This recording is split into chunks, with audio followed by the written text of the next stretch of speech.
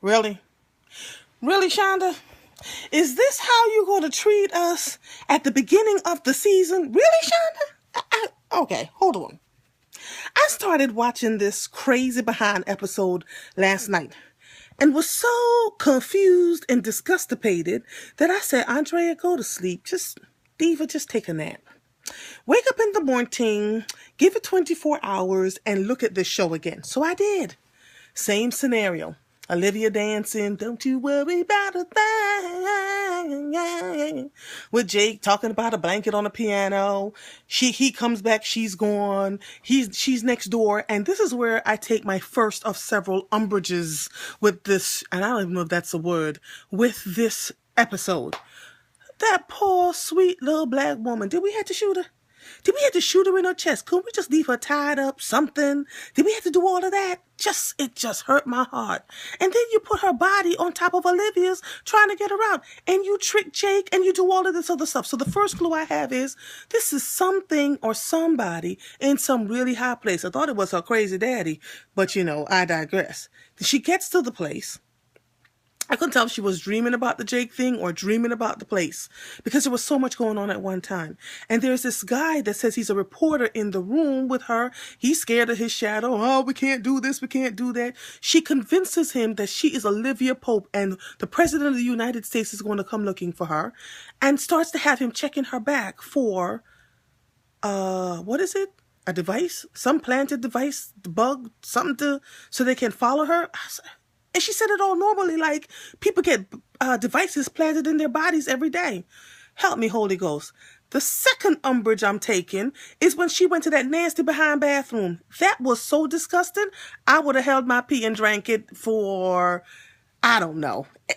I would have just rather not peed in that thing. And the first day she lined it all nicely, and sat down. So now you all know, gentlemen, when you go to public bathrooms, line the toilet. Don't just sit on it.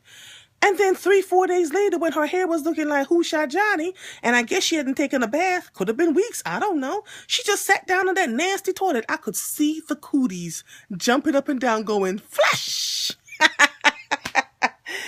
Oh boy. The third umbrage I'm taking is when she pulled out the underwire for the bra. Why am I learning on Scandal that the underwire of our bras could have so many uses? And she almost got away, got pulled down. They shot the reporter that was in the room with her. So she laid out on the floor and started dreaming about being in Vermont with Fitz and making jam, and he quit the White House and became mayor.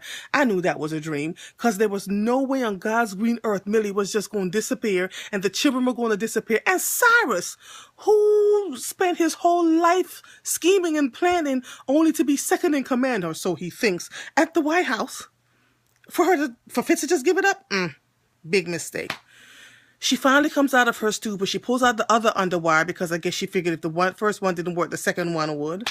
And she gets there and the window is boarded up. And she laid on that floor and just fell out. The child done lost her mind. She looked so crazy. She started to look like her mama. Now, Mama Pope is no joke. So for Olivia to turn around looking like her mama and just losing her mind and covering her mouth and just screaming, trying not to scream.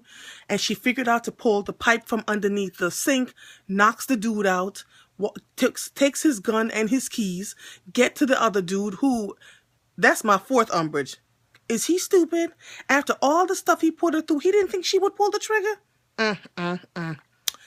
Big mistake, dude. She pulled the trigger, shot him dead in his forehead, and went through all the trouble of unlocking the doors, and she gets out into the room, and it's televisions and all kinds of sounds that she thought she was in another country somewhere.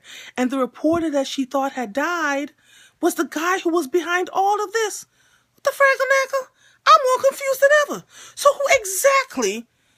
What is this about? It's not for him to just get a story. This is more than just a story. And there's somebody else behind it. But I tell you one diggity dang thing. If y'all don't figure this out, by episode 2, I'm coming to find Shonda myself because my heart can't take it. I'm too old for this. Goodbye, lovies.